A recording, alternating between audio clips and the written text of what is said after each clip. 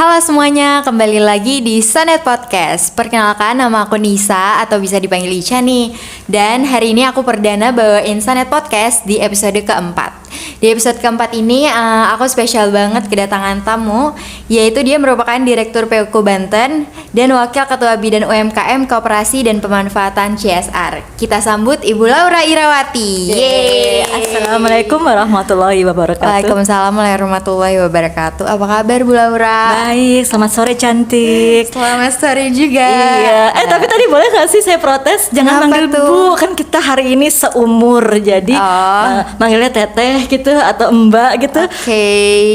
Emang umurnya berapa Bu? 25 jalan-jalan. Hari ini kita siap. bakal ngobrolin apa ya? Apa aja? Karena hari ini yang lagi tren adalah masalah PPKM ya. Iya, benar PPKM yang banget berdampak ke pelaku usaha terutama UMKM. Tapi aku ikut aja sih, yang menarik apa menurut Mbak Ica gitu kan? Oke, boleh diceritain dulu nggak sih sebenarnya Bu Laura itu siapa dan pekerjaannya apa saat ini? Oke. Gampang banget kalau mau tahu tentang Laura, tinggal searching gitu ya. Karena Bu Laura ini aktif di sosial media juga gitu kan. Kebetulan kalau kita sebagai pelaku usaha dan juga penggiat sosial tuh kita memang harus exposing program sehingga ada trust atau kepercayaan dari pihak mitra yang kita ajak kerjasama. Nah itu memang harus dibutuhkan exposing di media. Jadi narsis bertanggung jawab lah istilahnya ya. Gitu. Jadi kalau mau tahu tentang Laura tinggal searching aja di Facebook ada, TikTok juga ada. Jadi kalau tanya umur, makanya umur kita kayaknya hampir sama. Ica berapa? Berapa? Aku 20. 20, aku 25. Kan kayak sepantaran gitu. Okay.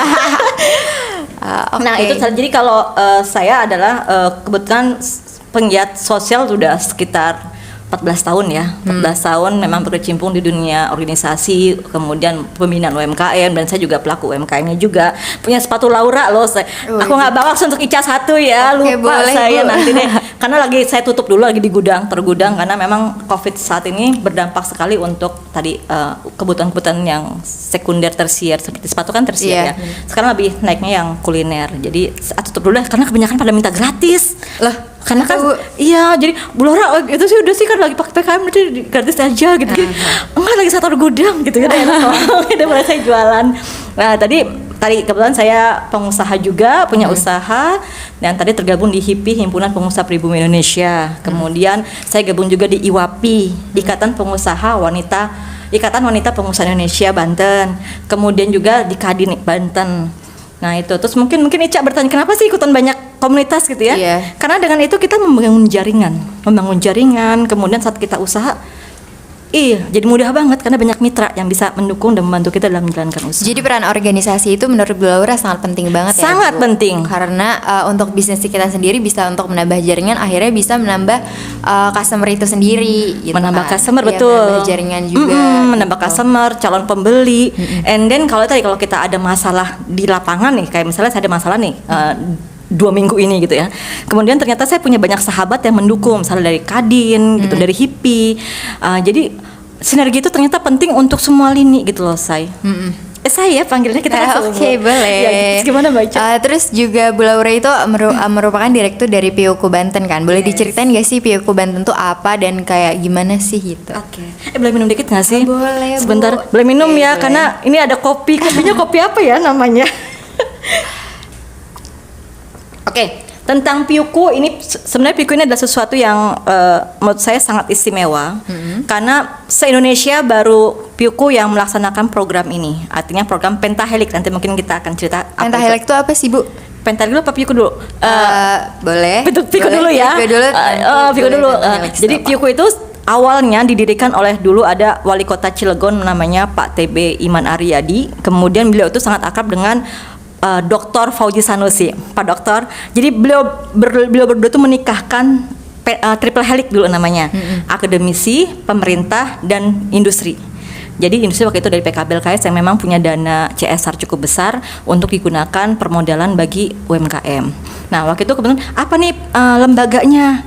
Udah dibentuk aja, namanya tadi banyak tuh kan.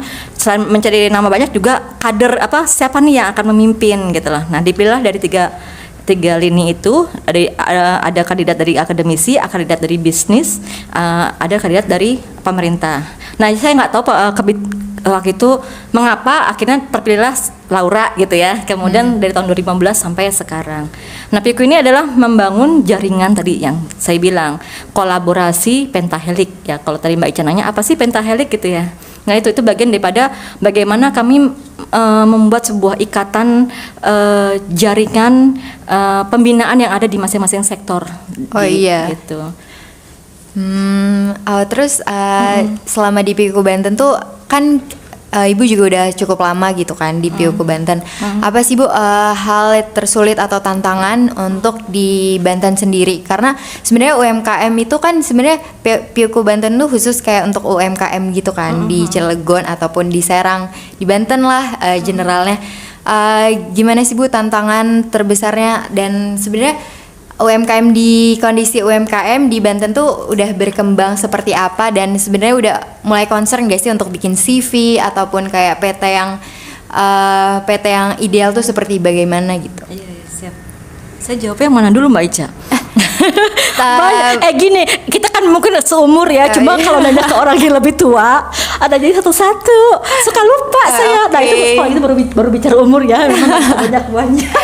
Jadi tahu ada umur saya satu-satu atuh sayang. Aku kan tadi nanya bagaimana tantangan yang dihadapin Bu Laura dengan pengalaman Piku ya. Tantangannya terutama di COVID saat ini, di mana banyak sekali program berguguran karena tidak boleh ada temu muka. Iya benar. Akhirnya semuanya webinar.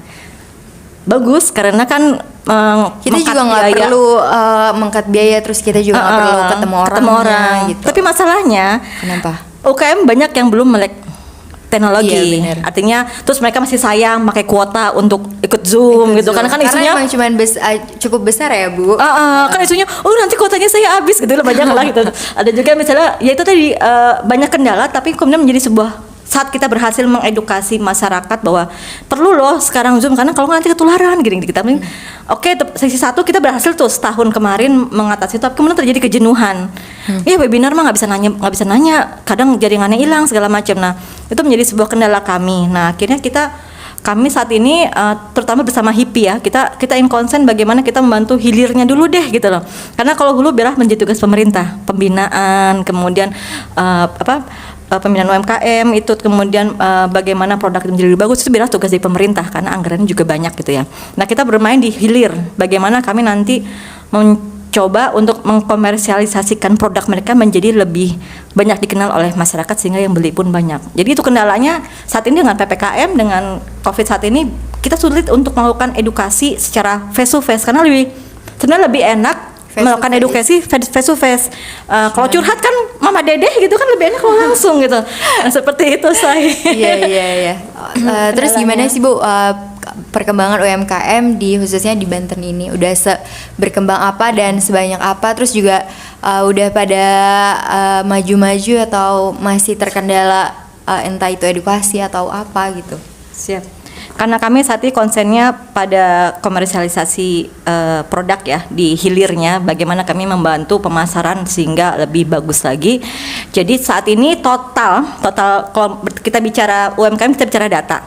Total se-Indonesia itu ada 64 juta UMKM ya? Se-Indonesia, banyak banget. Nah, target pemerintah 30 jutanya itu harus melek digital di tahun 2024. Ini program Pak Jokowi gitu ya. Nah, akhirnya di daerah pun didorong untuk bisa melek digital tadi. Kita bermainnya akhirnya di hilir dulu, karena untuk di hulu bagaimana untuk produknya lebih bagus macam itu sepertinya sudah cukup bagus. UMKM kan tadi Mbak Ica nanya gimana UMKM sudah bagus-bagus produknya, sudah apalagi yang khas lokal ya, seperti kalau kita ada Cilegon Gipang ya, terus kemudian ada madu batik juga ya? Batik, kemudian ada juga misalnya madu Banten tuh, madu Baduy kan banyak dicari gitu. Untuk salah satunya untuk mengatasi COVID katanya. Nah gitu Mbak Ica. Jadi kalau Banten saya tadi barusan bicara data, ternyata data itu tidak update. Iya Bu, kadang karena dari pemerintahnya ataupun dari kitanya emang kadang kurang sinkron gitu nggak Iya, sih? betul. Iya, Jadi, bener. nah, nanti kalau bicara sinkron kita bicara masalah pentahelik tadi. Iya. Tapi saya baru dapat tadi, alhamdulillah Profesor Mutia, salah satu tim ahli kami di PIUKU, kebetulan beliau adalah dokter di Untirta, barusan memberi kabar, total Banten itu 33.000. Itu yang tercatat. Yang tercatat, Iya, yang benar. tidak tercatat yang mungkin tidak pernah tersentuh oleh program pemerintah Mungkin mungkin lebih masih bisa banyak. lebih banyak. Iya. Cilegon ternyata hanya 1.300. Berarti opportunity-nya masih banyak banget. Banyak dong ya, Bu. banget dan apalagi kalau target pemerintah. Biasanya lebih ke sektor apa? Kalau sekarang saat ini lebih pada kuliner. Oh. Kenapa kuliner? Karena kuliner yang saat ini survive ya. Iya, benar. Jadi selama orang hidup pasti butuh Pasti makanan. butuh makan sih, benar. gitu. Seperti itulah. Jadi yang saat ini sedang kita coba sebenarnya semua sih seperti batik juga karena kan itu brand lokal ya. Kekhasan lokal itu juga kita coba dorong. Tapi memang saat ini masih sangat stabil adalah kuliner dengan berbagai macam produknya ya. Iya benar. Gitu. Terus kan tadi Ibu sebut tentang UMKM yang masih sedikit di Cilegon. Berarti opportunity-nya masih banyak banget kan, Banyak Bu? banget. Nah, terus menurut Ibu apa ya, pengetahuan dasar apa sih yang diperluin untuk bisa membangun bisnis terus juga bersinergi dengan pemerintah terus akhirnya bisa menjadi besar gitu, Bu? Pengetahuan dasar bisnis apa yang harus punya? Pengetahuan dasar yang dibutuhkan adalah kebutuhan hidup. Karena gini, sekarang kan kayak kemarin tuh di Krakatau Steel aja kan terjadi terjadi PHK besar-besaran. Iya benar. Dan sekarang banyak UMKM baru gitu kan. Bu, saya mau bilang, kenapa kok sekarang usaha Mbak? Aku bilang, Karena- iya suami saya nganggur, sekarang akhirnya saya harus cari uang segala Iya, macam. bener. Jadi kebutuhan apa dasar yang dibutuhkan ya? Kebutuhan untuk mendapatkan penghasilan untuk survive hidup Iya, gitu kan. Sekarang mau nggak mau harus mau berusaha, kalau nggak gimana, anak butuh sekolah segala sekolah macam. dan Nah itu segala tuh yang macam. akhirnya basic apa ya tadi kita mulai dari hobi gitu Neng. Jadi Iya. mulailah dari hobi kalau emang kita mau usaha. Karena kalau Harus sesuai passion gitu nggak sih, Bu? Passion Karena kalau juga. misalkan kayak passion kita ngelakuinnya dengan senang hati, mau kayak itu gagal ataupun berhasil atau itu- dapat banyak hater gitu Iya, ya. benar, itu Oh urusan iya, saya belakang. banget. Saya tuh orangnya kan suka bicara ya. Saya tuh akhirnya kenapa saya jadi konsultan karena saya suka sekali memberikan motivasi kepada orang. Kemudian saya suka bicara. Akhirnya saya jadi pembicara, konsultan gitu. Karena itu passionnya di situ. Mau banyak hater gitu kan, mau itu tetap kita artinya memang kita ingin tadi hayrnas anfa'uhum linnas, bagaimana kita bermanfaat untuk orang. Nah, itu passionnya. Misalnya saya seperti itu. Nah, orang sukanya masak nih gitu kan. Awalnya sih dia cuma masak sendiri gitu. Ternyata setelah dicoba banyak yang suka. Akhirnya bikin usaha. Iya, gitu. benar. Kadang unexpected gitu ya kalau Iya. misalkan kita berusaha menjadi pengusaha. Tapi menurut Ibu kayak pengetahuan tentang finance-nya, terus tentang bagaimana mengelola cash flow-nya itu juga penting nggak sih menurut Ibu? Banget dong, Iya makanya dong. butuh sarjana. Iya. Sarjana apa? Dirimu apa? Aku manajemen. Manajemen keuangan kan perlu juga nanti. Iya, benar. Kedepan jadi konsultan juga ya bersama HIPI ya. Oke, Kita butuh siap. konsultan-konsultan muda yang cantik, yang kritis, yang bawel seperti saya gitu, kayak Mbak Ica gitu, Mbak Ica. Amin. Iya. Anaknya terus- siapa sih? Pemirsa belum tahu masalahnya. Nggak usah disebut ya. Nggak usah disebut, nggak usah disebut. Terus abis itu Oke. kan Ibu kan aktif juga di sosial media gitu kan. Entah itu dari TikTok ataupun Facebook, Instagram. Belakangan ini cukup aktif ya. Gini, kenapa saya aktif? Pertama itu sebenarnya awalnya untuk killing time. Jadi misalnya saya lagi mau rapat, nunggu orang gitu ya, nggak ada, akhirnya bikin TikTok. Atau misalnya untuk menurunkan emosi. Jadi kalau bekerja tuh kita kadang namanya kita bertemu dengan orang, akhirnya ketemu orang yang tidak menyukai kita atau kita tidak suka pada seseorang. Kadang untuk mendownkan emosi itu ya dengan bikin lagu-lagu yang melankolis, atau lagu-lagu yang menghentak gitu kan. Iya, iya. Ada lagunya misalnya yang I will survive gitu tuh gitu. Jadi itu sebenarnya bagian daripada kita mengontrol emosi kita sehingga kita menjadi lebih wise saat kita harus membuat sebuah keputusan atau melakukan pekerjaan. Sebenarnya itu media sosial kenapa saya pakai itu awalnya. Kemudian setelah saya menjadi konsultan ini ternyata orang itu butuh sebuah bukti terhadap program yang kita jalankan. Itulah kenapa saya pakai ya. Sosial media itu sangat Iya. penting banget ya, Bu. Berarti untuk selain untuk self healing tadi kata Bu Laura, tapi juga Self healing ya. Tuh kan kalau anak muda tuh bahasanya keren. Tapi- self healing gitu ya. tapi Ya, juga sayang. bisa untuk tapi juga bisa untuk di bisnis sendiri gitu. Jadi pengaruhnya juga cukup banyak ya Bu. Banget. Jadi misalnya gini, kayak saya dulu sempet kan kalau habis ada penandatanganan bikin CV atau PT untuk UMKM yang berani naik kelas gitu kan, untuk membuat perusahaan, saya expose tuh dengan TikTok gitu kan, dari mulai anak muda milenial seperti itu. Itu biasanya ada tuh yang nyangkut satu dua, Bu saya mau bikin dong, gimana caranya kayak gini. Itu edukasi juga kan. Edukasi juga. Karena edukasi itu tidak harus selalu dilakukan dengan cara yang berat, harus ada seminar, harus kemudian misalnya harus bicara Anda harus gitu tuh. Kayak sekarang lebih fleksibel gitu nggak sih Bu, kayak digital marketing juga kan kita sekarang lewat sosial media gitu, dan udah banyak juga gitu. Betul. Nah ada contoh satu nih anak-anak muda namanya kemarin yang pada saat kami ngadain IG live dengan Mbak Nana namanya. Nana ini dia awalnya diledekin suaminya bikin kue tarnya bantat. Terus masa sih nggak bisa bikin, udah bikinnya udah susah-susah gitu ya. Karena di sindir suaminya, dia bertekad harus bisa bikin cake yang enak. Ternyata enak. Kemudian dijual. Sekarang dia sudah punya 3, umurnya masih 24.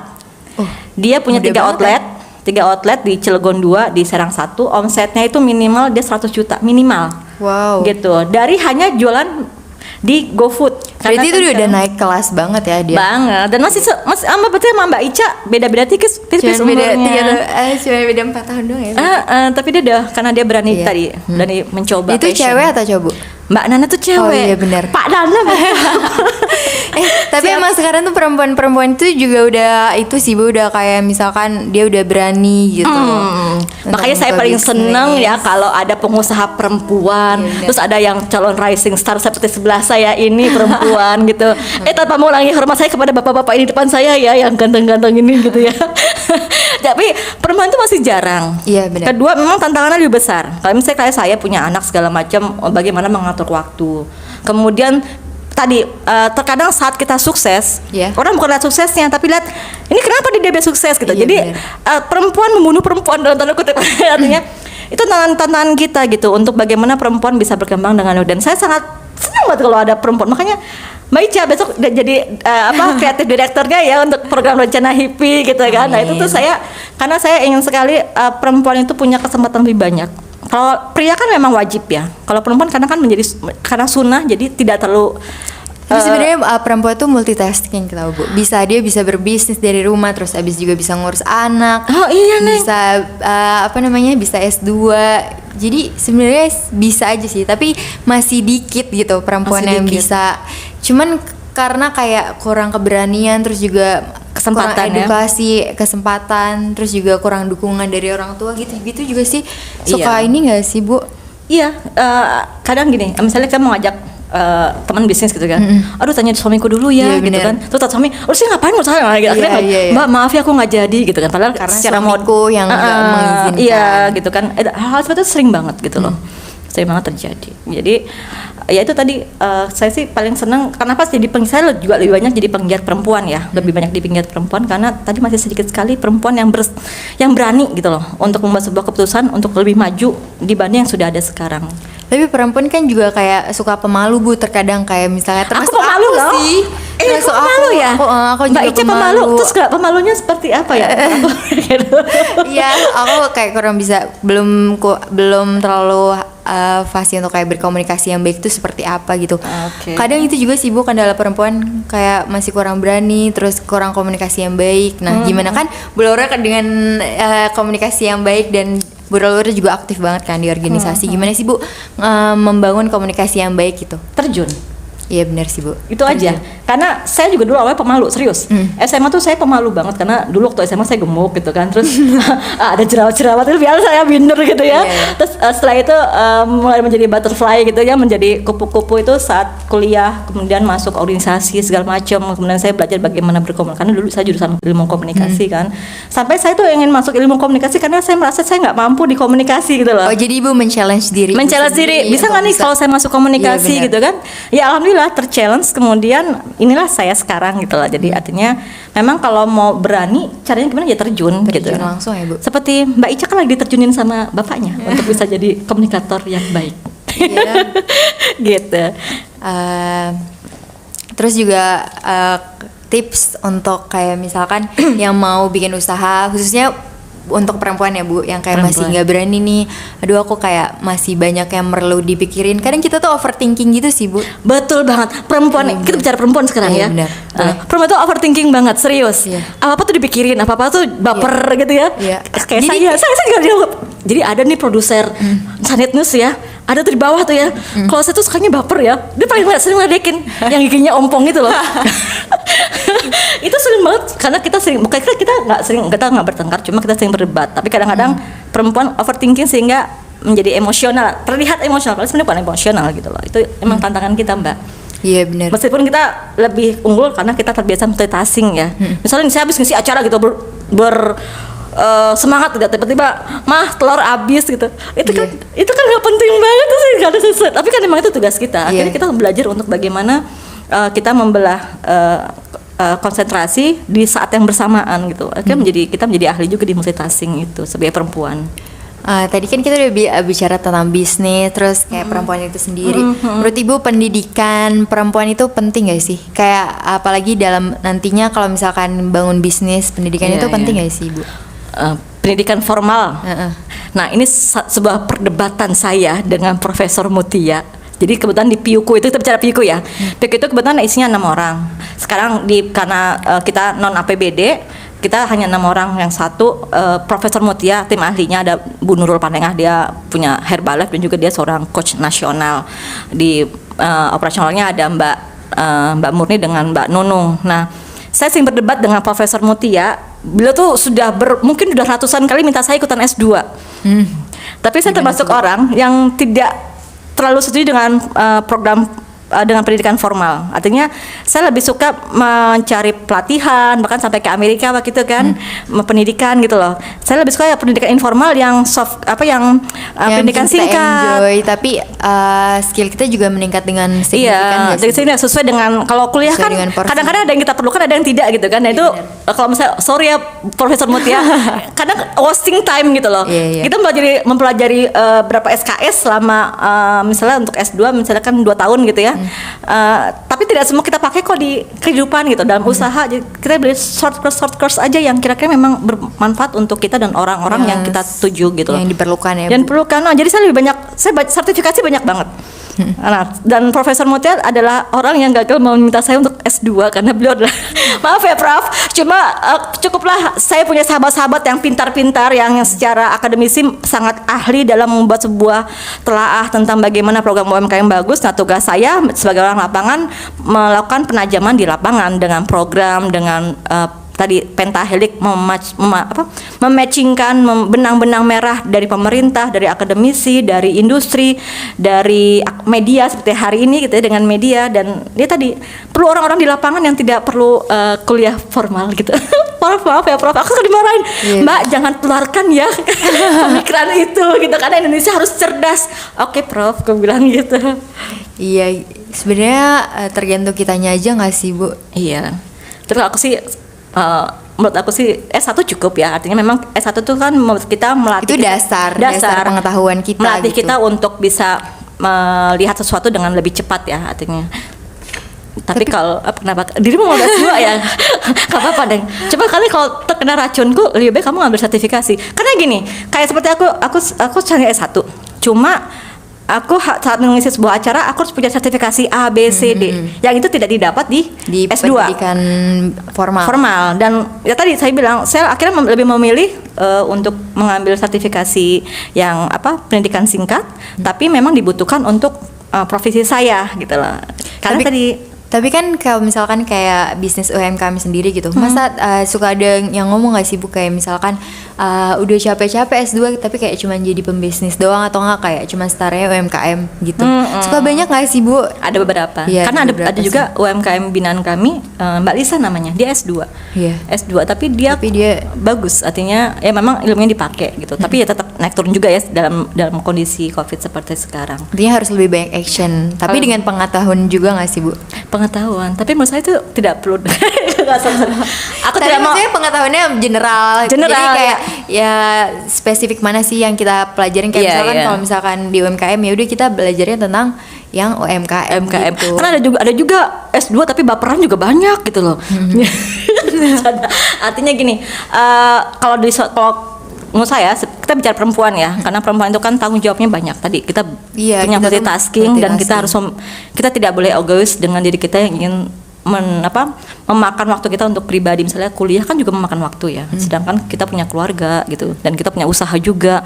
Udah deh, kita nggak boleh egois dengan diri kita, cukup deh yang short course aja, pendidikan singkat, kemudian kita ada sertifikasi yang mendukung pekerjaan kita. Karena sekarang seperti saya S1 Bu, ada sertifikasi ini nggak gitu. Nah, ada yang dibutuhin itu sertifikasi gitu. Karena kan sesuai dengan misalnya aku mengisi tentang pemasaran digital, nah aku punya sertifikasinya gitu kan. Nah itu bisa menjadi pembicara gitu loh. Kalau nggak punya berarti nggak bisa, karena itu ada dalam penunjukan menjadi seorang pembicara tuh tidak, kalau apa di pemerintahan ya, dia tidak bisa sekonyong-nyong hanya karena kenal, tapi juga harus dibutuhkan sertifikasi. Iya betul, dan itu bukan S2, S3. Maaf ya Prof, aku udah dibilang. Tapi itu tergantung preferensi masing-masing orang sih Bu. Kan mereka juga punya pemikiran masing-masing gitu. Atau better yang kita ngambil short course, atau misalkan emang harus mengambil pendidikan yang setinggi-tingginya gitu. Iya, kuliah itu penting untuk yang di ASN atau misalnya di BUMN untuk kenaikan level. Kenaikan tingkat. Perlu banget. Kalau untuk pengusaha-pengusaha seperti saya gitu yang biasa di lapangan sih itu sih hampura, kayaknya wasting time gitu. Ya itu menurut Bu Laura ya. Kan sebenarnya kan kita bisa bebas berpendapat. Iya ya, Mbak Ica kan mungkin pengen kuliah lagi, apa juga gitu kan. Tapi kalau saya kan tadi kan nanya tentang saya. Jadi kalau saya lebih suka just do it gitu. Itu aja. Gak kerasa ya Bu, kita udah hampir 30 menit. Ya Allah, cuma sebentar aja. Kan sampai besok. Iya, gak terasa ya Bu. Sama aku tuh mau nanya sih, terakhir ya Bu, aku mau tahu 3 kata yang menggambarkan seorang Ibu Laura Irawati. 3 kata? Apa? 3 kata apa 1 kalimat boleh? Enggak lah, 3 kata kayak misalkan stylish atau apa gitu. Stylish, simple, atau terserah Ibu sih. 3 ya? Ini dadakan loh, aku belum nyiapin loh. Ya kan ini kita spesial. Spesial ya? Itu masih dari Pak Arif, dia nyuruh. Oke, siap. 3 apa? Berani, ya. Tahan banting. Kan sama Bu, berani tahan bantingnya nggak sih? No, kalau berani, tapi belum tentu tahan banting. Iya, tahan banting tuh kita mau diapain aja tetap jalan gitu loh. Yang ketiga, baperan. Saya harus jujur dong. Saya tuh orangnya saya harus belajar. Gak usah ketawa ya Pak. Saya jujur. Jadi salah satu kelemahan Laura itu masih baperan. Jadi harus belajar kepada para seniornya bagaimana saya harus mengontrol emosi pada saat misalnya saya lagi bermasalah dengan A misalnya. Nah kadang-kadang agak terpengaruh dalam saya mengambil kebijakan gitu. Itu tuh yang tidak boleh seorang leader seperti itu. Saya jujur. Tapi kan kita terus berproses. Ya. Makanya seperti saya kemudian dikenalkan seorang anak muda perempuan gitu ya, yang kritis, yang bawel kayak saya tuh seneng banget gitu kan. Jadi saya punya katalisasi. Oh nih nanti Mbak Ica, kita gini diskusi. Dan itu menjadi bagian juga pengembangan saya sebagai seorang konsultan dan juga penggiat perempuan gitu. Saya boleh nanya nggak satu? Apa? Sebutkan 3 hal tentang Mbak Ica. Gantian boleh dong sebagai penutup. Ya Mas, boleh ya Mas? Kok jadi aku sih? Kan boleh dong. Kesetaraan narasumber dan host. Apa ya aku? 3 kata. Aku nggak tahu. 3 kata aja. Bener, aku nggak tahu. 3 kata saja yang bisa menunjukkan seorang Mbak Ica gitu kan? Cantik dong. Cantik, stylish, pintar. Wow, keren. Oke, segitu aja untuk hari ini. Semoga apa yang kita sampaikan bisa bermanfaat untuk khususnya para pendengar di Sanet Podcast. Dan sampai jumpa di kesempatan berikutnya. Dadah. Assalamualaikum Makasih, Bu. warahmatullahi wabarakatuh.